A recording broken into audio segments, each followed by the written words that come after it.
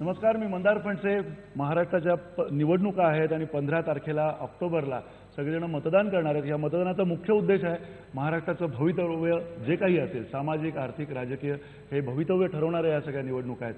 आणि या निवडणुकांच्या निमित्तानं आपण महाराष्ट्राचं जे काही भविष्य आहे ते जाणून घेतोय.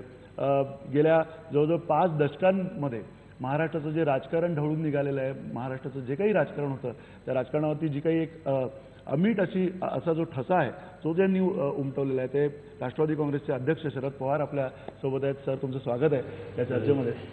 खरं तर भविष्य महाराष्ट्राचं आम्हाला तुमच्याकडनं जाणून घ्यायचं आहे.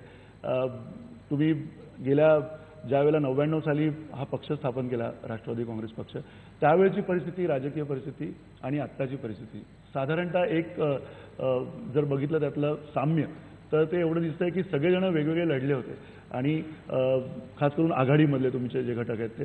यावेळची सुद्धा परिस्थिती आघाडीमधले तुम्ही दोन्ही पक्ष बाजूला झालेला आहात. काय वाटतंय तुम्हाला? आशादायक परिस्थिती आहे? एक आहे की 99ची परिस्थिती थोडीशी वेगळी होती. त्याचं कारण पक्षाची स्थापना केली आणि त्याच्यानंतर एक 3 आठवड्याच्या नंतर निवडणुका जाहीर झाल्या. निवडणुकीला आम्हाला सिम्बॉल नव्हतं, सिम्बॉल नंतर मिळालं आणि त्यामुळे साहजिकच ती घाईघाईत झालेली निवडणूक होती, पूर्वतयारी नव्हती. आणि तरीसुद्धा महाराष्ट्रात एक विशिष्ट नंबर हा सातत्यानं आम्हाला जो मिळत होता तो आम्ही रिटेन करू शकलो. आणि नंतर संयुक्त सरकार झालं. त्यावेळेला आम्ही सेपरेट लढत होतो, काँग्रेस वेगळी लढत होती, भाजप सेना मात्र एकत्र होती. असं असताना सुद्धा शेवटी काँग्रेस आणि NCPच्या दोघांच्या सेपरेट लढून जे काही नंबर होता त्यामुळे सरकार बनू शकलं. यावेळची परिस्थिती वेगळी असते. यावेळेला आम्ही चौघे वेगळे लढतोय, म्हणजे हे यापूर्वी महाराष्ट्रात कधी झालं नाही. आणि एका दृष्टीने एकदा हे स्वच्छ होईल महाराष्ट्राच्यासाठी आणि त्यासाठी हे चौघेही एकत्र वेगवेगळे लढत आहेत. ही नेहमीच्या पेक्षा फार वेगळी परिस्थिती आहे. साहजिकच लोकांच्यामध्ये सुद्धा एक प्रकारचा संभ्रम असण्याची शक्यता आहे. मी राष्ट्रवादीच्या पुढचा जो विचार करतोय, आत्तापर्यंत आता माझी 15वी निवडणूक आहे आणि काही निवडणुका जिंकल्या, काही हरल्या. म्हणजे व्यक्तीच्या मी कधी हरलो नाही, पण पक्ष म्हणून सुद्धा कधी कधी कमी जास्त नंबर हा झालेला आहे. यावेळच्या निवडणुकीमध्ये माझी अपेक्षा ही महाराष्ट्राच्या जनतेच्याकडून आहे की गेले अनेक वर्ष महाराष्ट्राच्या उभारणीच्यासाठी जो काही हातभार आम्ही लावलेला असेल तो लावत असताना निर्णय घेण्याचा जी अधिकार जो होता तो अधिकार स्पष्ट नव्हता. स्पष्ट नव्हता याचा अर्थ कधी काँग्रेस आणि NCPचं सरकार, त्याच्यामध्ये काँग्रेसचे मुख्यमंत्री, त्यामुळे नाही म्हटलं तर निर्णय प्रक्रियेमध्ये मुख्यमंत्र्याचं एक विशिष्ट स्थान असतं, त्यामुळे त्यांच्यामार्फत हे किंवा असं 1, 2, 3 निवडणुकीत हे चित्र बघायला मिळालं. एका निवडणुकीमध्ये मी मुख्यमंत्री आणि संयुक्त आघाडीचं सरकार 1978 सालचं, किंवा त्याच्या आधी काँग्रेसच्या मंत्रिमंडळात मी आणि त्याच्यात कोणते मुख्यमंत्री, किंवा एकदा काँग्रेसच्या मंत्रिमंडळाचा मी मुख्यमंत्री पण त्या मंत्रिमंडळाचं नियंत्रण इथं असण्याच्या पेक्षा दिल्लीमध्ये. हे सगळं जे चित्र आत्तापर्यंत झालेलं आहे त्याच्यामुळं आपल्या मनात असलेलं एक विकासाचं आणि राज्य उभारणीचं जे चित्र आहे ते पूर्णपणानं कृतीमध्ये आणण्याच्यासाठी मर्यादा येत होत्या. यावेळेस माझी महाराष्ट्राच्या जनतेकडून अपेक्षा ही आहे की यावेळेस सगळे पक्ष वेगळे असतात. राष्ट्रवादी काँग्रेस पक्ष यावेळेला 288 पैकी काहीतरी 280-82 जागा लढवतोय. तर त्या जागांच्यावर आम्हाला स्वच्छ बहुमत लोकांनी द्यावं आणि हा पक्ष राज्य कसा चालवतो त्याला पूर्ण अधिकार दिल्याच्या नंतर आणि राज्याच्या ओव्हरऑल डेव्हलपमेंटचा कसा वेग देऊ शकतो, गती देऊ शकतो, हे एक सांगण्याच्या संबंधीची, दाखवण्याच्या संबंधीची संधी आलेली आहे. आपण अत्यंत चांगल्या पद्धतीने तुमच्या अपेक्षा महाराष्ट्रातल्या जनतेकडून ज्या तुम्हाला अपेक्षा त्या व्यक्त केल्यात. परंतु साहेब, गेल्या 2 दशकांमध्ये म्हणजे आपण जागतिकीकरण आणि खाजगीकरणाची प्रक्रिया एकंदर सुरू झाल्यानंतरचा जर पिरियड पकडला तर या काळात देशातलं समाजकारण, अर्थकारण, राजकारण आणि धर्मकारण हे सगळं वेगळ्या दिशेने ढवळून जाताना दिसतंय आणि वेगळ्या पद्धतीने तिथे घडामोडी घडत आहेत आणि या सगळ्या पार्श्वभूमीवर आत्ताची ताजी लोकसभा निवडणूक झाली आणि त्या लोकसभा निवडणुकीमध्ये ज्या पद्धतीचं मॅन्डेट लोकांनी दिलं, आपण महाराष्ट्रातल्या आणि राष्ट्रातल्या सगळ्या महत्त्वाच्या सत्ता संघर्षाचे, सत्ता बदलाचे आणि प्रत्यक्ष सत्ताकारणाचे साक्षीदार आहात. तुम्ही त्यामध्ये अत्यंत महत्त्वाची भूमिका बजावलेली आहे. तर या बदललेल्या काळाबद्दल तुमची काय प्रतिक्रिया, की राजकारणच पूर्ण बदलून गेलेलं आहे, लोकांचं समाज मन बदलून गेलेलं आहे? ही पहिली निवडणूक अशी होती या देशातली की जी आपण अमेरिकन सिस्टीम बघतो. बरोबर. राष्ट्राध्यक्ष पद, राष्ट्राध्यक्षाच्यासाठी रिपब्लिकनचा एक कॅन्डिडेट, डेमोक्रॅट आणि डेमोक्रॅटचा एक कॅन्डिडेट, सातत्यानं आपली भूमिका तो मांडत असतो. माध्यमाच्या माध्यमातून तो लोकांच्या समोर मांडण्याचा प्रयत्न करतो आणि त्यातनं जनमत तयार होतं. यंदाची ही निवडणूक जी काल झाली ती पहिल्यांदा त्या पद्धतीने झाली. बरोबर. एक भारतीय जनता पार्टीच्या वतीने एक नेतृत्व पुढं केलं आणि काँग्रेस पक्षाच्या वतीने एक नेतृत्व पुढं केलं आणि या दोघांनी सुद्धा देश ढवळून काढण्याच्या संबंधीची खबरदारी घेतली. आणि त्याच्यामध्ये अल्टिमेटली लोकांना शेवटी ह्याच्यातनं विश्वास द्यायचा असतो, प्रशासनाच्या संदर्भात, पुढं देशाला नेण्याच्या संदर्भाचा, आणि तो दाखवण्याच्यासाठी श्री नरेंद्र मोदी हे यशस्वी झाले आणि त्यामुळे लोकांनी पूर्णपणे त्याला शक्ती दिली. हे लोकसभेच्या निवडणुकीचं हे चित्र वस्तुस्थिती आहे. आता विधानसभेची निवडणूक आहे. एक असं आहे की त्यावेळेला एक व्यक्ती प्रोजेक्ट केली गेली. आज भारतीय जनता पार्टी नरेंद्र मोदींना मदत करा म्हणतात. नरेंद्र मोदी काय मुख्यमंत्री होणार नाही तिथं. उद्या इथं राज्य चालवायचं असेल तर शेवटी इथं दुसरं कोणतरी या ठिकाणी येणे शक्यता आहे. आणि राज्याच्या निवडणुकीमध्ये आणि देशाच्या निवडणुकीमध्ये लोक वेगळं मतदान करतात. याचं एक उत्तम उदाहरण परवा पोटनिवडणुकीमध्ये आपल्याला पाहायला मिळालं. तोच मतदार 3 महिन्यामध्ये एका वेगळ्या पद्धतीनं मतदान करतो. याचा अर्थ स्वच्छ आहे की लोकसभेच्यासाठी त्याची एक भूमिका होती आणि राज्य चालवण्याच्या संबंधीची त्याची भूमिका ही वेगळी होती. हे या निमित्तानं स्पष्ट झालेलं आहे. पण सर, तुम्ही जसं म्हटलात की लोकांनी सुजाणपणे असे निर्णय घेतलेले आहेत, पण त्याबरोबरीनं लोकसभेचे निर्णय आणि हे सगळे बघितले असता कुठेतरी तुम्हाला असं वाटतं की पुन्हा एक राष्ट्रीय पक्ष म्हणून भाजप काँग्रेसला रिप्लेस करून पूर्णपणे आता सर्वत्र पसरलेलं आहे आणि त्यामुळे जे रिजनल पक्ष आहेत किंवा जे प्रादेशिक मानसिकतेचे पक्ष आहेत त्यांच्यावरती सुद्धा येणाऱ्या काळामध्ये खूप मर्यादा येणार आहे? मला वाटत नाही. इनफॅक्ट याच्यामध्ये मी या निवडणुकीमध्ये माझ्याकडनं लोकांच्या समोर ही एकच गोष्ट मांडण्याचा प्रयत्न केला जाईल की राज्याच्या हिताची जपणूक करायची जर असेल तर राज्यामध्ये राज्याच्या हिताची जपणूक करण्याच्या संबंधीची दृष्टी आणि कुवत असलेला एक भक्कम सरकार या ठिकाणी येण्याची गरज आहे. तुम्ही ज्यावेळेला मुख्यमंत्री होता कधी कोकणचा कॅलिफोर्निया करणं आणि ह्या सगळ्या योजना तुम्ही त्यावेळेला आणल्या होत्या. नाशिकचं वायनरीचं सगळं जे काही काम आहे ते, पण तरीसुद्धा गेल्या 15 वर्षात सत्ता असून सुद्धा आघाडी सरकारला ते म्हणावं तेवढं जमलं नाही. आणि त्याहीपेक्षा महत्त्वाचं म्हणजे महाराष्ट्राची जी आत्ताची एकूण पिछाड दिसते त्याच्यामध्ये महाराष्ट्राचं राजकारण आहे. सर्वपक्षीय राजकारण्यांनी त्याच्यामध्ये हवं तेवढं लक्ष दिलेलं नाही आहे अशी जी सार्वत्रिक भावना आहे त्याबद्दल तुम्ही काय म्हणता? एका निश्चित कार्यक्रम ठेवून दिशा ठेवून काम करण्याच्या संबंधीचा अधिकार असलेलं एका विचाराचं सरकार इथं आलेलं. तो मगाशी जे म्हणलं तो मला काँग्रेस आणि आम्ही, शिवसेना आणि BJP वगैरे हे जे सगळं आहे, यावेळेला आम्ही जाणीवपूर्वक हा निकाल घेतला की आपण एकटं लोकांच्या समोर जायचं आणि लोकांना सांगायचं की ह्या महाराष्ट्राचा चेहरा बदलण्याच्यासाठी थोडा जो अनुभव लोकांनी मला दिला तो नजरेसमोर ठेवून एका चांगल्या नव्या पिढीच्या नेत्यांची टीम उभी करून त्यांच्यामार्फत हे राज्य आणि राज्याचा चेहरा आम्हाला बदलायचा आहे. आणि तो या सगळ्या क्षेत्रामध्ये की जे तुम्ही म्हणलात की याच्यात का नाही काम झालं, कारण त्या काम निर्णय घेण्याच्या प्रक्रियेमध्ये ज्या मतभिन्नता होतात आणि त्याचे जे दुष्परिणाम होते ते आपण पाहिलेले आहेत आणि ते आता लागू नयेत यासाठीच आम्ही आज राष्ट्रवादी काँग्रेस म्हणून निवडणुकीला सामोरं जातो. तुम्ही आता एकटं जाण्याचा निर्णय घेतला आणि ठरवून घेतलेला असं तुम्ही म्हणाला, पण तो निर्णय जाहीर व्हायला इतका वेळ का लागला? काही तुम्ही युतीची फुटण्याची वाट बघत होतात? नाही, तसं नव्हतं. त्याच्यामध्ये इनफॅक्ट कसं असतं, एकत्रित काम अनेक वर्ष केल्याच्या नंतर साहजिकच त्याचे परिणाम खालपर्यंत होत असतात. लोकांची, कार्यकर्त्यांची मानसिकता तयार करावी लागते. त्याच्यानंतर आमच्यातही काही लोकांचं मत होतं करावं, करू नये म्हणणाऱ्यांना सुद्धा विश्वासानं बरोबर घ्यावं लागतं. आणि त्याच्यानंतर पब्लिक परसेप्शन काय होईल त्याची थोडीशी काळजी घ्यावी लागते. आणि सुदैवानं काँग्रेसच्या नेतृत्वाच्याकडून पावलं अशी टाकली गेली की जेणेकरून हा निर्णय घेणं सुकर झालं. कारण त्याच्यामध्ये काँग्रेसमध्ये एकच गोष्ट होती की म्हणजे एका काळातला जो संबंध देशामध्ये पसरलेला जो काँग्रेस होतं, ती अवस्था काँग्रेसची राहिलेली नाही. पण नेतृत्वाची मानसिकता बदललेली नाही.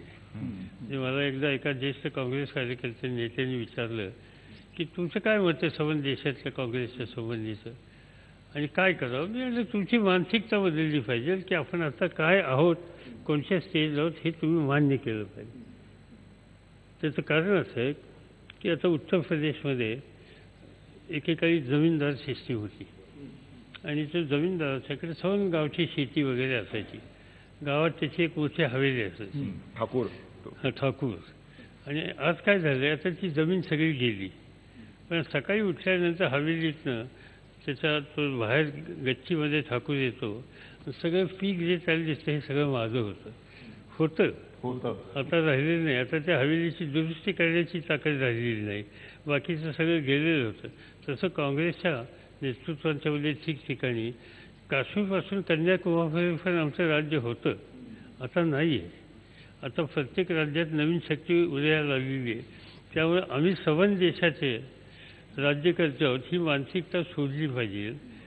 तर ती दिल्लीपासून गल्लीपर्यंत ठिकठिकाणी सिनियर लोकांच्यामध्ये आहे. आणि त्यावर साहजिकच ती मानसिकतेचे परिणाम इथं काम करताना सुद्धा आमच्या लोकांना जाणवत असत होतं. आणि त्या सगळ्यातनं बाहेर पडणं ही काही एका दिवसाची गोष्ट नसते. मग महाराष्ट्रात याचा रुख मुख्यमंत्र्यांकडे आहे असं अनेक राष्ट्रवादी नेत्यांशी बोलताना जाणवतं. मी काही त्याच्यात व्यक्तिगत कोणासाठी, माझं फक्त धोरणच दाखवा. मी एवढ्यासाठी म्हणलं की गती यायला हवी होती. मला आनंद आहे की हे गव्हर्नमेंट आता या गव्हर्नमेंटचा अखेरचा काळ जो आला त्या शेवटच्या 2 महिन्यात मी ज्या वेळेस मुख्यमंत्र्यांशी संपर्क काही ना काही कामासाठी साधायचा प्रयत्न करत असेल तर सह्याद्रीवर मंत्रिमंडळाची मिटिंग चालू आहे. हे साधारणतः आठवड्यात. आम्हाला जुनी सवय दर बुधवारी 11 वाजता कॅबिनेट, पण आता सोमवार, मंगळवार, बुधवार, गुरुवार दररोज कॅबिनेट सकाळी, दुपार, संध्याकाळी वगैरे अशी होते. आता हा जो वेग आहे हा जर आधी आला असता तर कदाचित अधिक वेगाने काही कामं झाली असती.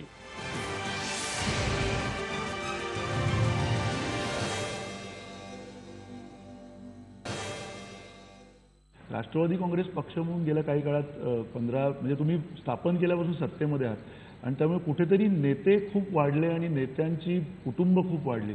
म्हणजे अगदी ठिकठिकाणी जे काय आहेत ते सगळे ते म्हणजे घराणेशाही हा एक वेगळा विषय आहे, पण तरीसुद्धा त्या नेत्यांच्या तिकडे सगळीकडे सत्ता झाल्या आणि त्याच्यामुळे कुठेतरी राष्ट्रवादी काँग्रेसची संघटनात्मक जी वाढ आहे ती होणं थांबलं असं नाही वाटत तुम्हाला? नाही, बेसिकली मर्यादा येतात कोअलिशन पॉलिटिक्समध्ये.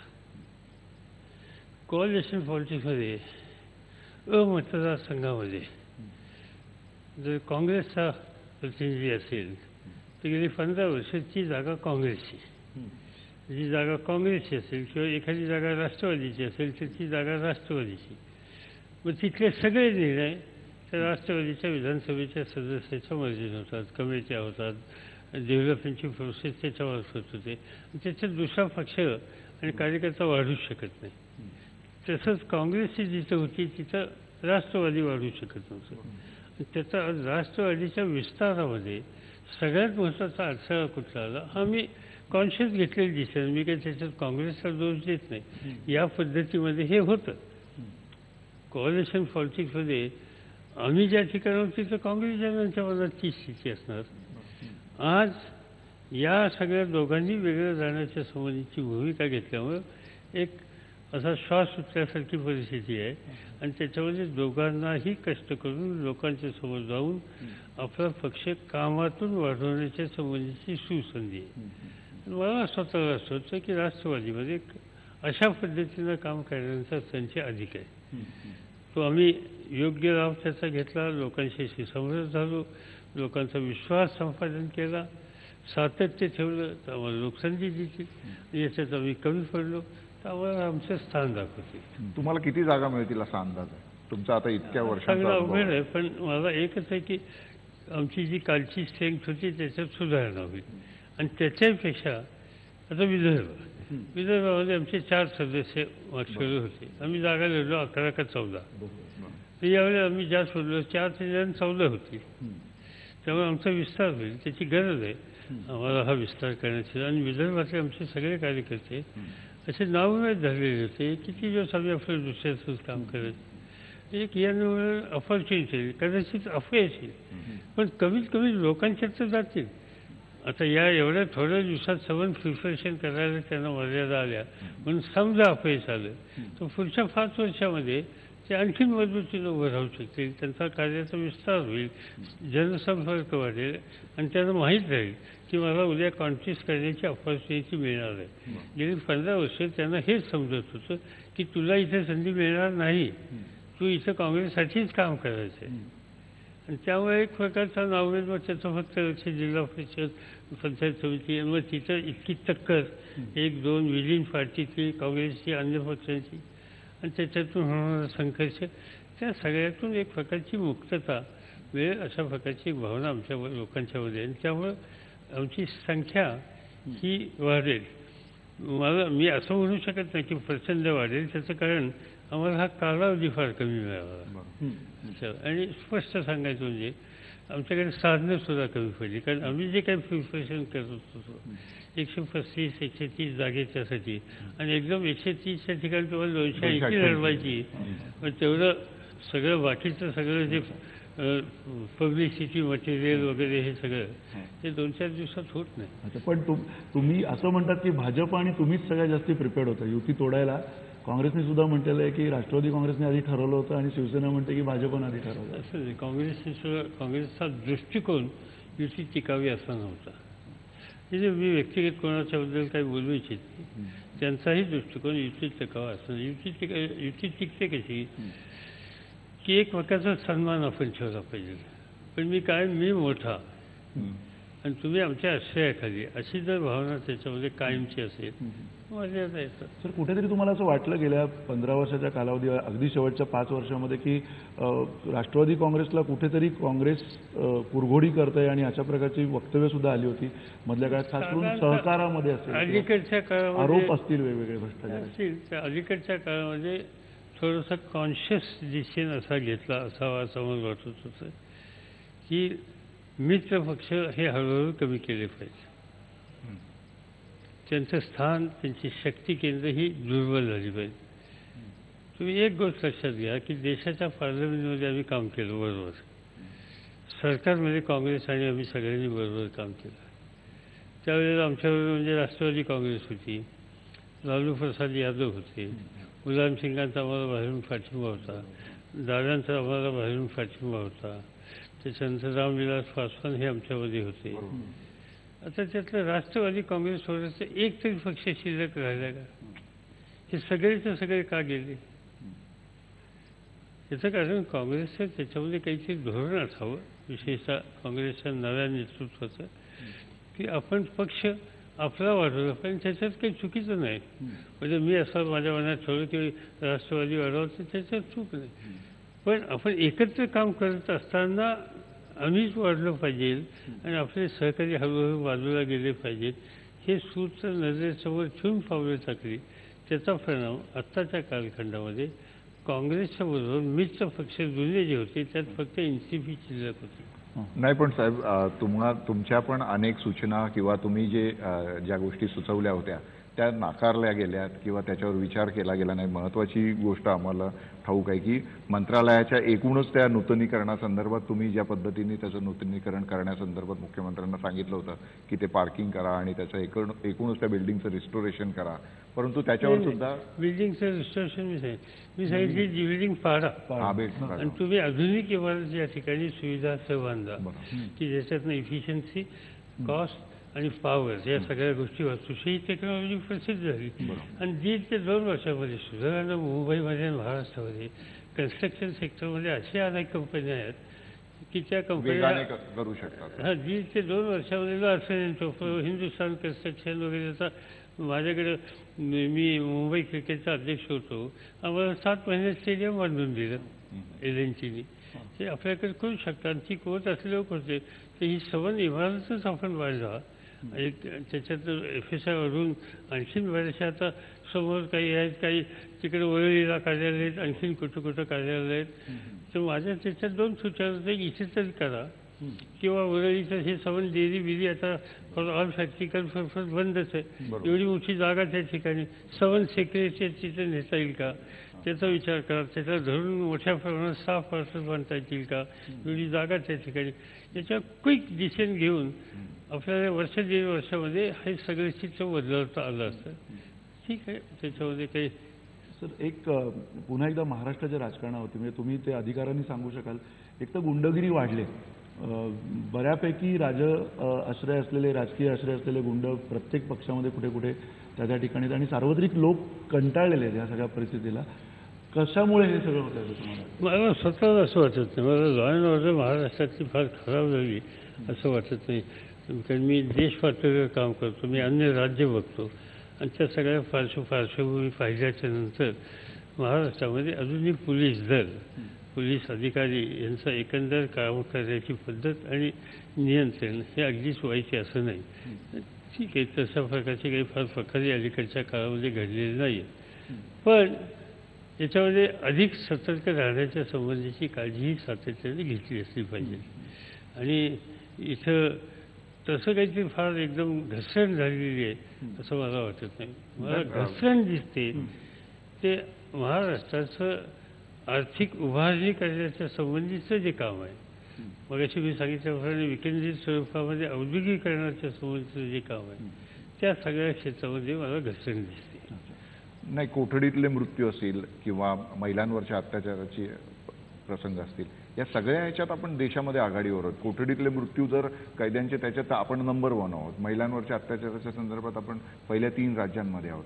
तर एकूणच म्हणजे ही लॉ अँड ऑर्डरचा जो कोठडीच्या वृत्तीच्या संबंधीचा विषय ज्युडिशियरीने सुद्धा घेतला आणि तो गंभीर आहे. त्याच्यामध्ये करेक्टिव्ह मेजर्स घेतल्या पाहिजे याच्याबद्दल माझ्या मनात शंका नाही. पण दुसऱ्या ज्या गोष्टी आहेत ना अत्याचाराच्या संबंधी किंवा मी अत्यंत प्रामाणिकपणाने सांगतो, मी अन्य राज्यात उत्तरेस वगैरे बघतो, अत्याचाराच्या गोष्टी आपण इथं जे बघतो, अनेक राज्यामध्ये रिपोर्ट घेतला जात नाही. अत्याचार केल्याच्या नंतर पोलीस स्टेशनला गेल्यावर त्याची नोंद करून घेतली जात नाही, बाहेर पाठवलं जातं. त्यामुळं क्राईम रेकॉर्डमध्ये तिथे हे अत्यंत कमी येत असं दिसतं आणि इथं कटाक्षाने घेतलं जातं.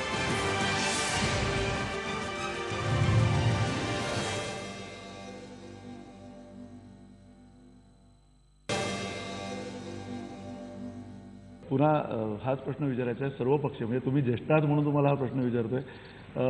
आत्ताच्या राजकारणामध्ये अजित पवार असतील, राज ठाकरे, उद्धव ठाकरे, देवेंद्र फडणवीस, विनोद तावडे आणि बाकीची जी काही सगळी तरुण मंडळी आहेत आत्ताच्या राजकारणामधली महाराष्ट्रातल्या, कसे वाटतात तुम्हाला? नेते म्हणून कसे वाटतात? कुणामध्ये आशा आहे असं तुम्हाला वाटतं? असं मी व्यक्तिगत कोणाच्या संबंधी बोलणं योग्य नाही. असलं तर माझ्या पक्षाचंच मला सेवा केव्हा होतील. कारण माझ्या पक्षाचा मी विचार करतो तेव्हा अजित पवार असोत, आर पाटील असोत, जयंत पाटील असोत किंवा आमचे तटकरे असोत किंवा अनिल देशमुख असोत किंवा जयदत्त क्षीरसागर असोत, ही माणसं पटकन माझ्या नजरेसमोर येतात. त्यांच्यामध्ये काय काय गुण आहेत, कुठं कमतरता, या सगळ्या गोष्टींची मला थोडी बहुत जाण आहे. आणि कमतरता असतील तर विचारविनिमय करून ते आपण दूर करून त्यांची उपयुक्तता अधिक आपण करू शकतो याचा मला विश्वास सुद्धा आहे.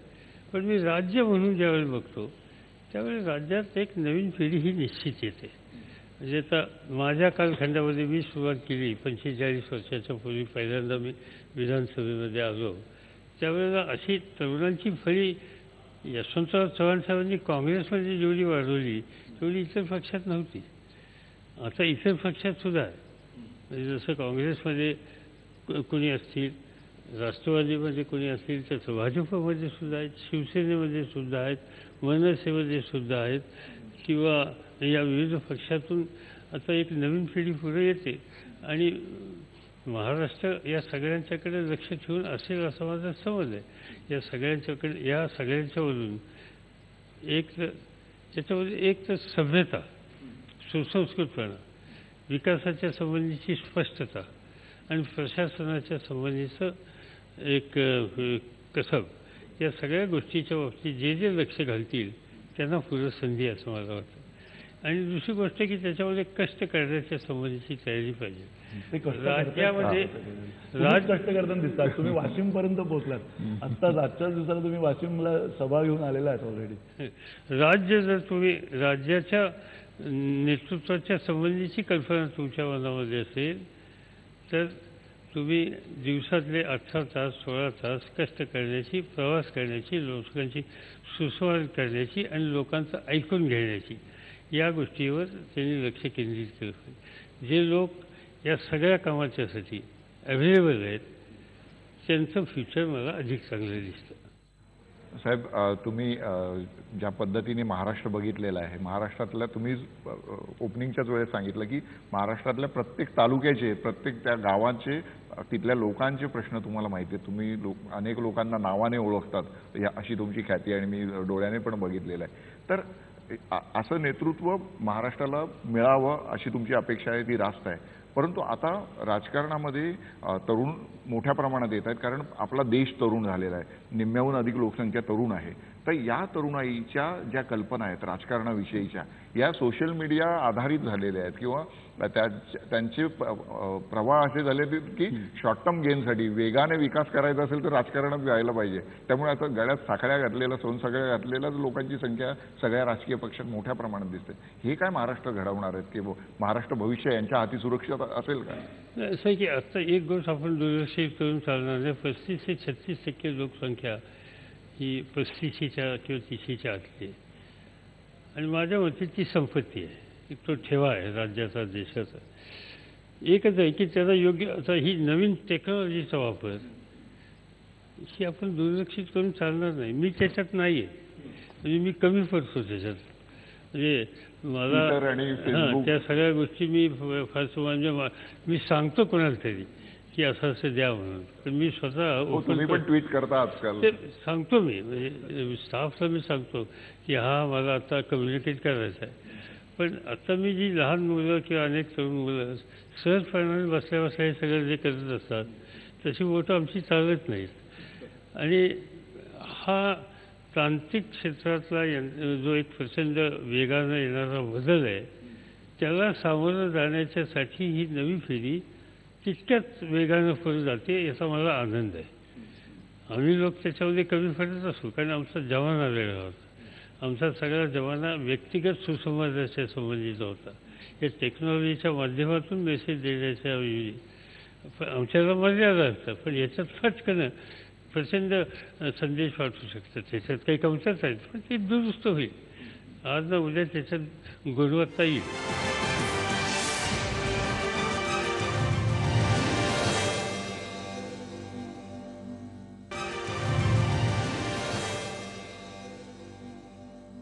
पुढच्या निवडणुकीनंतर तुम्ही ही जी आता सगळी भाषा वापरता, सुरुवातीला एकत्र आले तेव्हा तुम्ही म्हणा की सेक्युलर एकत्र यायला पाहिजेत, डिव्हिजन ऑफ वोट्स नको वगैरे, हे सगळं आता बाजूला पडलंय का? येणाऱ्या निवडणुकीच्या नंतर कदाचित नवीन काही समीकरणं राजकारणात पॉसिबल वाटतात? शक्यच आहे, कारण ह्याच्यात आत्ताच्या आता महाराष्ट्राचं जे चित्र पाहिलं तर याच्यातून कोणते एक संबंध ह्याच्यात लोकांनी सुफर्द करायची माझ्यासारख्याची इच्छा आहे. पण ती नाही झाली तर पुन्हा सामंजस्य दाखवून राज्याच्या हिताच्यासाठी काही वेगळं करण्याच्या संबंधीचा विचार कोणी मांडणारच नाही असं नाही. लोक मांडतील कदाचित. माझ्यासारख्याची अपेक्षा आहे की आम्हाला पूर्ण संधी द्यावी आणि त्याच्यातून एकदा रिझल्ट बघावेत. आम्ही जर नाही केलं तर आम्हाला रिजेक्ट करावं. पण असंच शिक्षण संबंध देशामध्ये सगळीकडे जाईल असं काही सांगता येत नाही.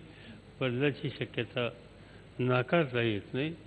आपण देश पातळीवर एक बघितलं, देश पातळीवर युनिफॉर्म लोकांचं एक वोटिंग झालं आणि त्याच्यातून कमीत कमी नॅशनल लेवलला तर आमच्या काही कॉन्शियस डिफरन्सेस असतील, पण BJPची किंवा नरेंद्र मोदीची, पण ही गोष्ट मान्य करावं लागेल की एक हाती सत्ता, निर्णय घेण्याची प्रक्रियेचा पूर्ण अधिकार, याची जी अपेक्षा असते की त्याची पूर्तता यावेळेस मतदारांनी केली आणि मग त्याच्यात आम्ही लोक कसे रिझल्ट देतो, म्हणजे आता म्हणजे BJP याच्याकडे लोकांचं लक्ष राहील.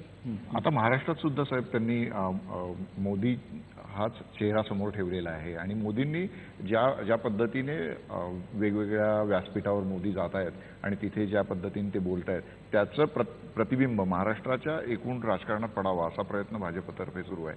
तर त्याचं म्हणजे त्याचे परिणाम काय असतील तुम्हाला असं वाटतं? ते आव्हानाच्या मगाशी मी सांगितलं की इथे काही राज्याचं नेतृत्व करायला मोदी येणार नाहीत. शेवटी इथे या राज्याचं नेतृत्व करायला या राज्यात जन्मलेला, या राज्यात वाढलेला, या राज्याच्या लोकांच्या सुखदुःखाच्या संबंधीची जाण असलेला अशीच व्यक्ती या ठिकाणी येणार आहे. त्यामुळे मोदींचा चेहरा हा कदाचित भारतीय जनता पार्टी निवडणुकीत फायद्यासाठी वापरू शकेल, पण तो चेहरा उद्देशाला त्यांच्या सत्तेच्यासाठी किंवा प्रशासनाच्यासाठी उपलब्ध असेल असं नाही. पण येणाऱ्या निवडणुकीनंतर अगदी शेवटचा प्रश्न तुम्हाला म्हणतो की नवीन समीकरणं घडतील भविष्यातल्या महाराष्ट्रात, राजकीय समीकरणं नव्यानं पुन्हा डिफाईन होतील असं तुम्हाला वाटतं? माझी अपेक्षा वेगळी आहे. माझी अपेक्षा आहे की लोकांनी क्लिअर आम्हाला मॅन्डेट द्यावा, त्यावेळेस समीकरणाचा प्रश्न नाही.